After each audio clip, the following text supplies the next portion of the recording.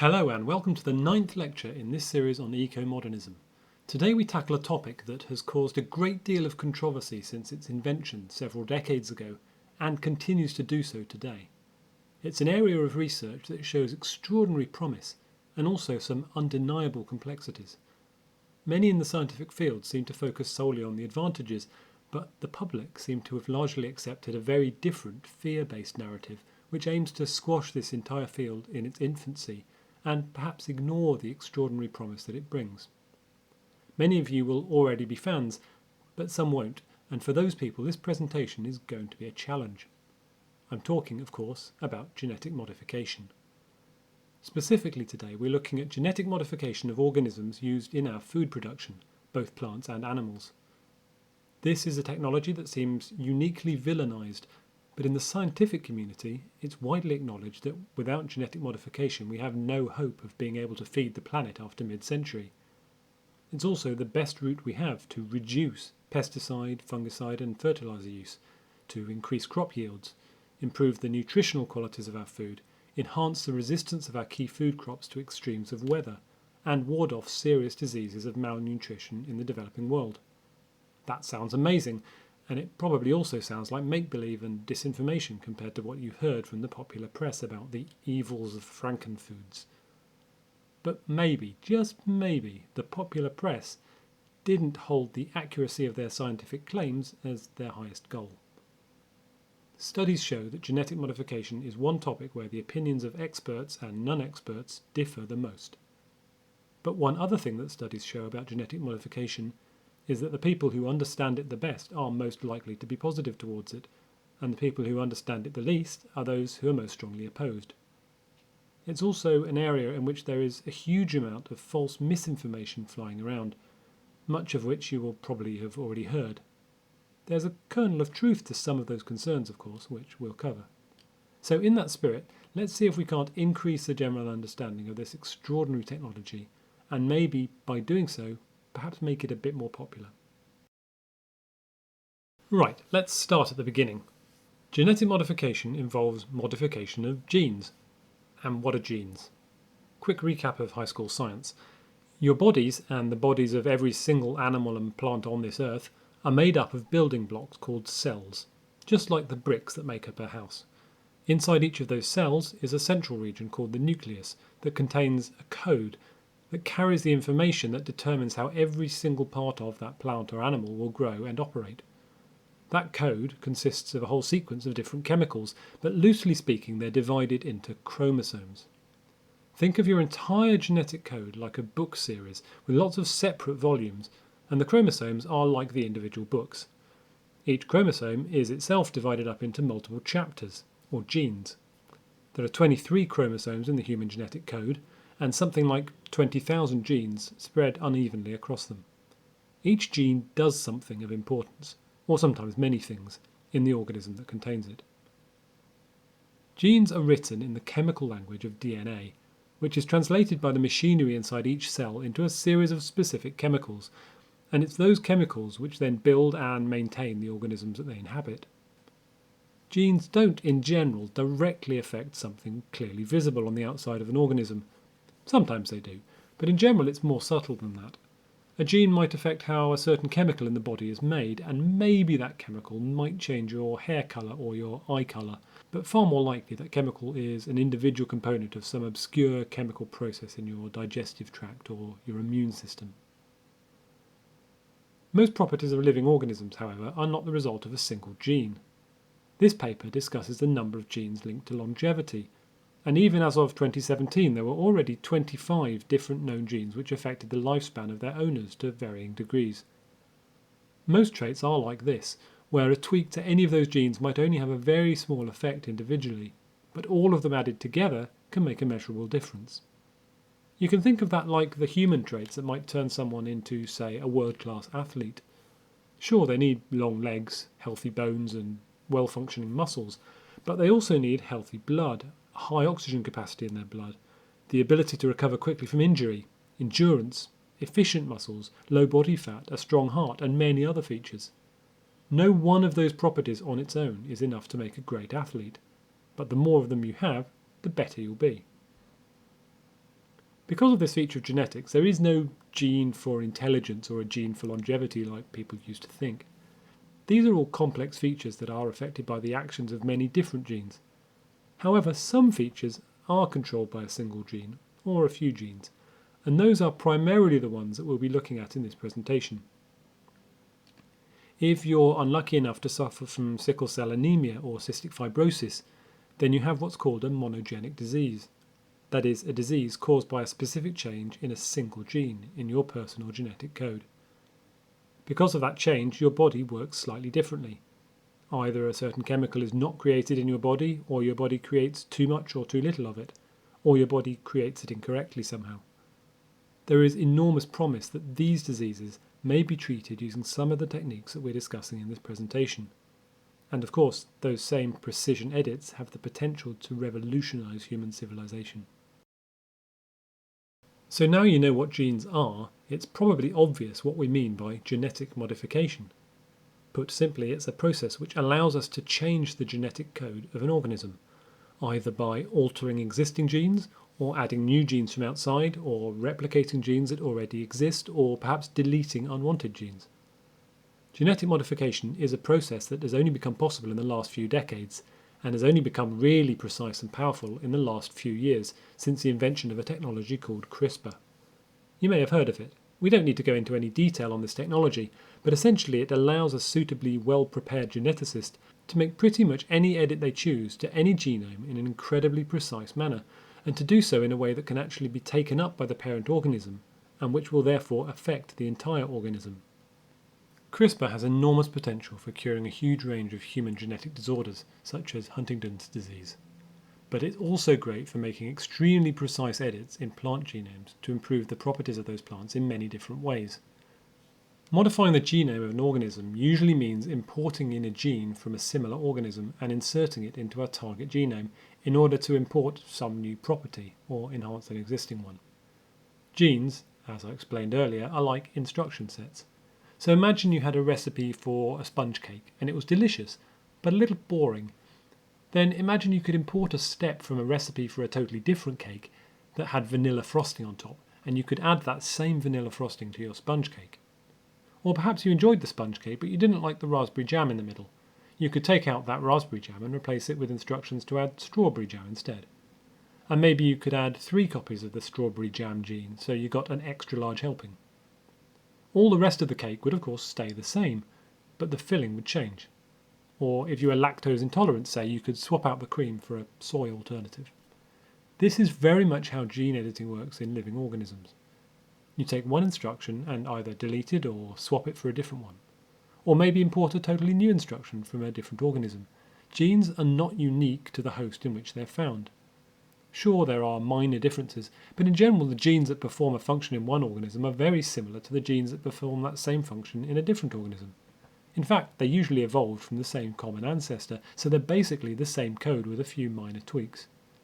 So the gene in a carrot plant that makes the carrot orange could be taken out and added to a different plant to make that plant orange. But it wouldn't make the target plant grow like a carrot, or look like one, or taste like one, because those features are controlled by different genes. So here's our first test of GM technology. Can it actually be used to produce a new crop that is of use to humanity?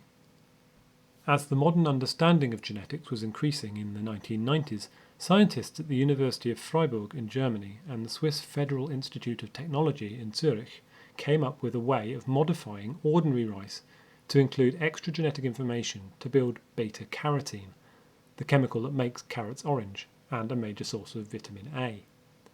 Vitamin A is a vital nutrient in the human bodies, and deficiency of this particular chemical can lead to severe medical issues, including blindness and even death. Vitamin A deficiency globally affects roughly 1/3 of children aged between 6 and 53 months, especially in sub-Saharan Africa and in South Asia. Vitamin A deficiency accounts for roughly 1/4 of the world burden of malnutrition and is responsible for 1 million deaths and 500,000 cases of irreversible blindness every single year. That is a very bad situation, and we ought to fix it. Fortunately, golden rice is exactly the right tool for the job, largely because rice is already a staple food in many of the countries where vitamin A deficiency is most problematic.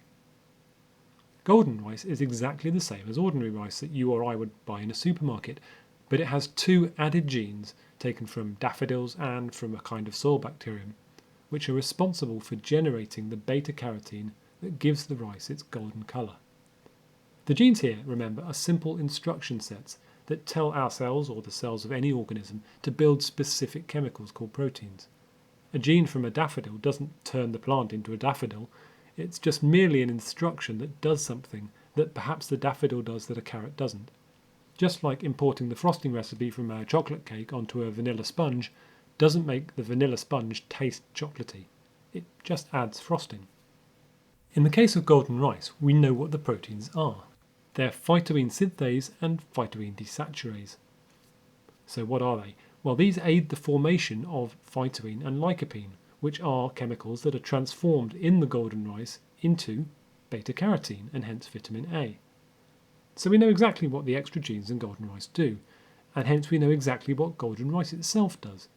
It behaves exactly the same as normal rice, but it just creates beta-carotene as well. That's it. And it produces enough of it that in the latest strains developed in the intervening decades since the first one was discovered, just 144 grams per day of that rice, or just over half a cup, would have to be eaten to achieve a human being's entire recommended daily allowance. And fighting off the severe effects of vitamin A deficiency requires much less than this. Just a few spoonfuls of golden rice could completely prevent a child from dying of vitamin A deficiency. So we have a product that is exquisitely, precisely, minutely tailored to perform a specific task, and that task is stopping small children dying in agony. It's been endlessly tested and shown to be safe, and indeed approved as food in Australia, Canada, New Zealand and the US. And the patents have been given away for free for non-commercial use, which means the overwhelming majority of farmers across the developing world don't ever have to pay any excess for the seed, and farmers are permitted to keep and replant the seed year after year. It's very difficult to imagine any possible objection to this technology. But unfortunately, due to the general public mistrust of GMO and the focused efforts of a few specific so-called environmental groups who have publicly stated their opposition to 100% of genetic modification technology, efforts to grow this life-saving crop in many parts of the world have been constantly opposed. Consequently, it's not yet being grown in any of the areas that would benefit from it, and thousands of children, millions of children, continue to die in agony each year of entirely preventable diseases. Let's pick another example, a more recent one, to illustrate a different strength of genetic modification. One criticism that has sometimes been raised at genetically modified crops from those who don't understand the technology is that genetic modification will increase reliance on pesticides and herbicides. People usually think that because some of the first GMOs brought onto market were the so-called Roundup-ready crops, engineered to be resistant to the herbicide Roundup. That meant that farmers could spray the herbicide on their fields, confident that their crops would be unaffected and only the unwanted weeds would die. This obviously makes the farmer's job far easier, but does encourage the use of potentially dangerous chemicals. There are some trade-offs here, but let's all agree that this is at best not an optimal use of the technology, and perhaps actually a really bad one. That may be true in this one case, but what is simply false is the claim that extra herbicide use is a weakness of all GMOs. This is like saying that some people modify cake recipes to add extra sugar, and sugar is bad for our health. So therefore it's wrong ever to modify a cake recipe in any way, because it's always bad for our health. I mean, that clearly doesn't follow, and nor does it follow in the parallel example of genetic modification. In fact, when we look at the promise of genetic modification technology, the opposite is actually true. Genetic modification can insert any trait you want into a plant or animal, and if that trait is herbicide resistance, then farmers might be tempted to spray more herbicides. But what if that trait is to insert a natural resistance to bugs and diseases that have historically ravaged some of our most important crops? If we engineer our crops themselves to be resistant to the pests and diseases that specifically plague them, then we won't need to spray as much pesticide or fungicide on our crops, and that will reduce the amount of potentially harmful chemicals entering the environment. Well, that's exactly what was done with BT brinjal, a variety of aubergine or eggplant, engineered to be resistant to the brinjal fruit and shoot borer. This insect had historically devastated these crops across South Asia, and there was no safe and cost-effective solution for it. This GM variety was created by an Indian seed company called Mako in 2005 and has been grown for the last 8 years in Bangladesh with astonishing success. Sadly, in India itself, it's still not allowed to be grown, despite protests from farmers desperate to grow it due to the staggering increase in crop yields that it generates. What kinds of results are farmers getting with this new genetically modified crop? Well, a randomised controlled trial performed between 2017 and 2018 found that Bt brinjal increased net yields by 51%. Also, farmers growing this new crop sprayed far fewer pesticides, by over 4 times. And the benefits didn't stop there. Because of the significant reduction in pesticides used, farmers were less likely to suffer the ill effects that those chemicals can sometimes have on human beings. I mean, this seems like a total slam dunk to me. Tens of thousands of farmers are now growing this version of the fruit in Bangladesh, and they're reporting roughly 20% higher revenue. That increased productivity, together with their reduced pesticide use, increased their profit by roughly $400 per hectare. Even with all these farmers growing Bt brinjal, there's been no convincing evidence of any kind of harm associated with this revolutionary new crop, nor would we expect there to be. Not that you'd know it if you read the incredibly negative press that it's been getting in some areas. So Bt brinjal is provably safe. It significantly increases crop harvests. It reduces pesticide use, it helps lift impoverished subsistence farmers out of poverty, and it improves their health at the same time. But just like with golden rice, the anti-GMO protesters are protesting against it, out of fear of the unknown as far as I can tell, coupled with misinformation and lies spread by the established opposition. Let's not spend this entire presentation only focusing on the positives of GM crops. We ought to look at the negatives too, and there are a few. Firstly, as I've said before, some GM crops are engineered to be resistant to herbicides, encouraging farmers to spray more of the stuff on their fields, which can be damaging to all sorts of native plant and animal populations. Of course, that's not a criticism of the technique of genetic modification specifically. After all, most scientific advances can be used for good or bad. But I guess it's worth noting.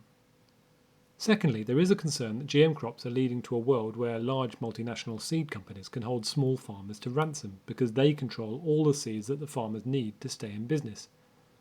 Again, not a criticism of the technology at all. In fact, all of this is already the case with conventional crops, which suffer the same criticism as large seed companies can control the supply and hold patents on those same species.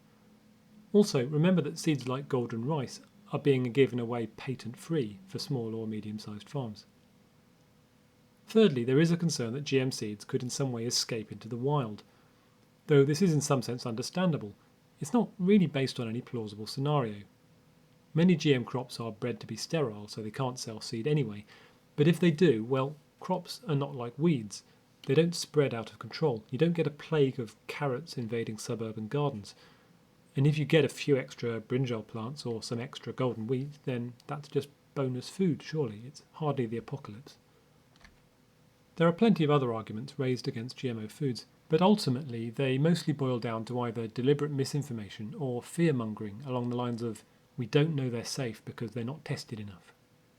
Well, the beauty of projects like the Bt brinjal project in Bangladesh is, of course, that with every passing year, when the GM crops continue to be safe, they continue to produce exceptional harvests, they continue to improve farmers' health and livelihoods, and they continue not to usher in any kind of apocalypse, then the case against them continues to fall apart. So we've seen some of the recent successes of GM technology and how it is helping and promises to continue helping the poorest nations on Earth deal with malnutrition, food scarcity, and the threat of pests and diseases. But what other promises does it offer? Well, for a start, we've only concentrated so far on GM crops, but this technology is naturally applicable to animals too, and has all the same benefits. There are more moral considerations here when dealing with factory farming and the trade in animal meat, of course, which many people take exception to already. But factory farming is not a problem caused by or inextricably linked to GM technology, of course. If we wanted, for example, to breed GM fish that were immune to a number of debilitating diseases, then surely that would be a benefit. After all, it's a major complaint about fish farming, and if we could eradicate it, then that would make fish farming less objectionable. Likewise, if we could make chickens that grew more quickly, then we could, in theory, grow the same amount of meat from fewer birds, thereby reducing the density with which farmers would have to pack them into barns and increasing the welfare of those animals. Again, surely that's a good thing. Going back to crops, what else could we achieve with another few decades of research? Well, just yesterday I noticed a publication in Nature demonstrating a GM technique to increase crop yields by roughly 50% in potato and rice plants, two of the most important carbohydrate sources on Earth. We have a lot of people to feed this century and no more arable land, so we have to find ways to grow far more crops in the same amount of space or less. Genetic modification gives us such a technique. In fact, I would argue it gives us the only technique to create gains of that magnitude, gains which are sorely needed to avoid widespread famine or ecological disaster during the 21st century. There are crops today which are dying because of a single pathogen attacking them across the globe. In the last presentation I talked about the Cavendish banana and how it's being killed off by a fungus which will soon make it impossible to grow those bananas in any quantity. And we can't just switch to another banana crop because there aren't any others that have the correct set of properties to make them a suitable global food source. The only hope for the Cavendish banana is genetic modification, to insert genes into it that make it resistant to that fungus that is threatening to wipe it out. Genetic modification is an extraordinary tool that will give us a stability in our food supply that we need for the 21st century. This has been another difficult presentation. Not difficult for everyone, of course, as a lot of people watching this presentation will already be fans of genetic modification. But for some people, GMOs have been so heavily demonised that it's very difficult to accept that they could have any good features at all. Yet what I believe I've shown here is that genetic modification could be a tool for immense good if used responsibly. I've shown that it can be used to significantly reduce reliance on pesticides and fungicides, as well as increasing yields, protecting against devastating diseases, boosting nutritional properties, designing crops to cope with the demands of a changing climate, and providing a much-needed increase in profit for some of the poorest people on Earth. We have to feed another 2 billion people by the middle of this century, and all those human beings deserve to eat well. We won't find any more arable land, and in all likelihood global warming is going to reduce the amount of arable land available and turn vast swathes of our existing farmland into arid desert. So we need every tool in our toolbox to tackle this looming crisis, and genetic modification gives us an extremely precise, extremely well understood method for simply making our food crops better than they are. That's all this is, and we need it so desperately. We just haven't admitted that as a species yet. I think it's time we do. Thanks very much for listening. I hope you continue to listen and join me on this journey through the world of eco-modernism. Next time we'll be talking about geoengineering and looking at some of the more drastic ways that we might be able to solve the ongoing environmental crisis using large-scale manipulation of our planet. Is this a promising solution to the problems we face, or is it just an unacceptable risk? I'll see you then.